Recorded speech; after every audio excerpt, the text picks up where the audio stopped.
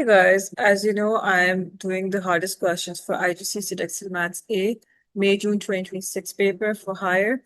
In this video, I'm going to focus on the hardest questions that came for paper 1 in higher IGCSE Edexcel exam.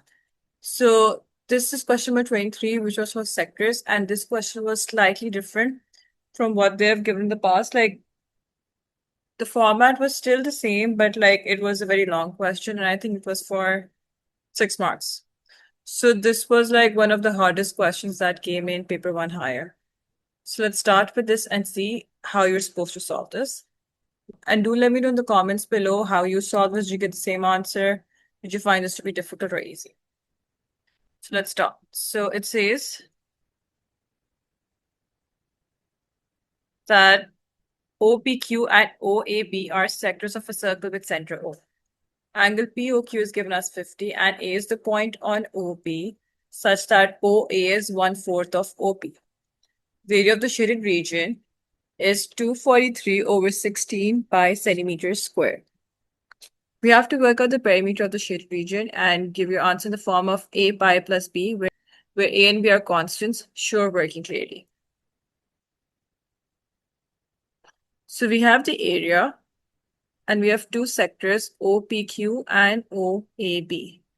So area of sector OPQ minus OAB gives us this shaded area. So 243 over 16 pi is area of OPQ minus area of OAB.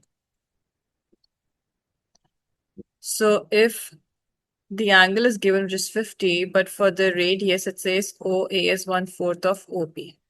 So if OA is X,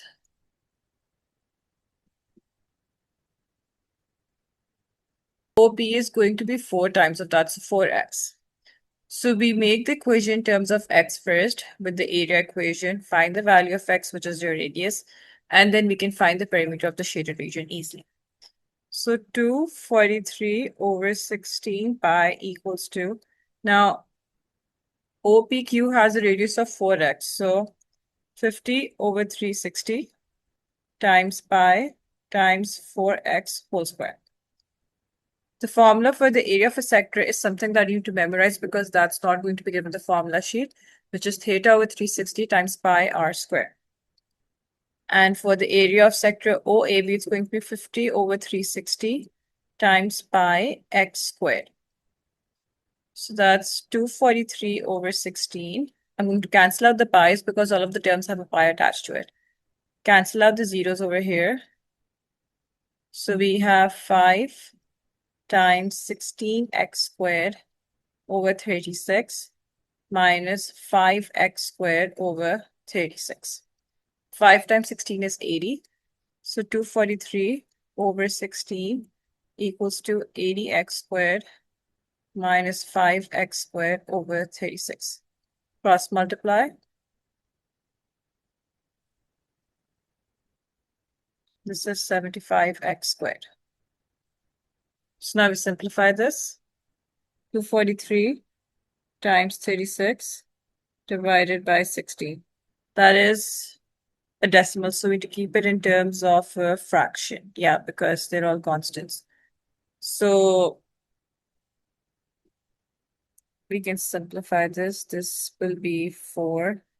This will be 9. And then we can do 243 times 9.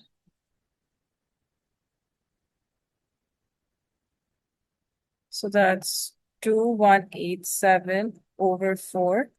And then we divide that by 75. 2187 divided by 75 divided by 4, which is 7.29. So square root of 7.29 is going to be 2.7.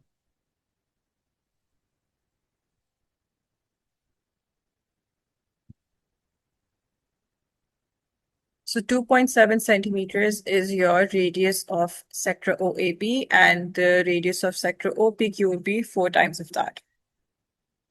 So now let's move on to the next page and finish this question. So radius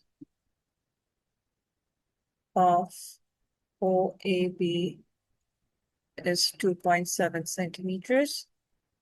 Radius of OPQ is going to be 4 times of that, which is 10.8 centimeters. So now for the perimeter, we have two arc lengths because if I draw this over here, this is your diagram.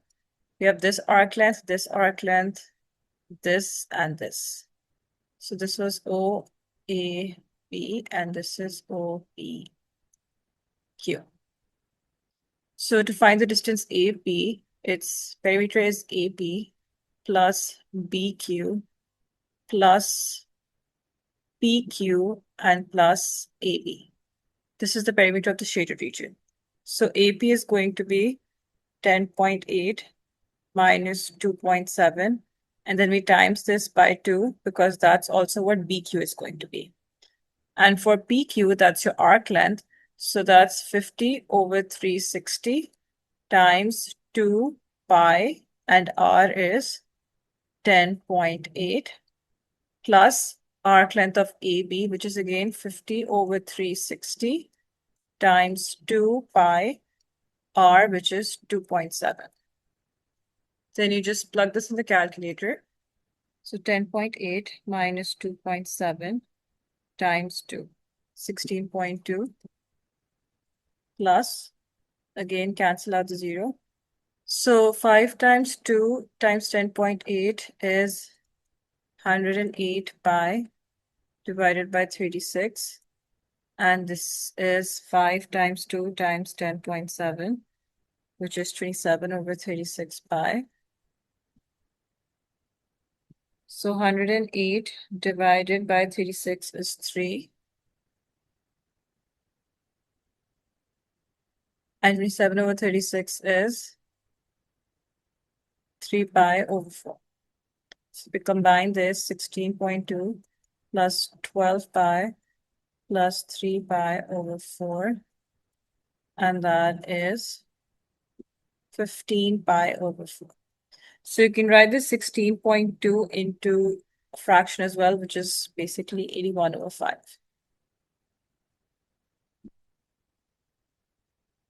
So that's your perimeter of the shaded part. So I think some kids found this to be a bit confusing, but it was actually pretty simple if you come to think about it. Let me know in the comments below how you solved this. Did you solve it differently? Did you solve it the same way? Did you get the same answer or not? Give me your feedback in the comments below, and don't forget to check out the other videos in this playlist because I've already uploaded the videos for the difficult questions that came in paper 2. So do check those out.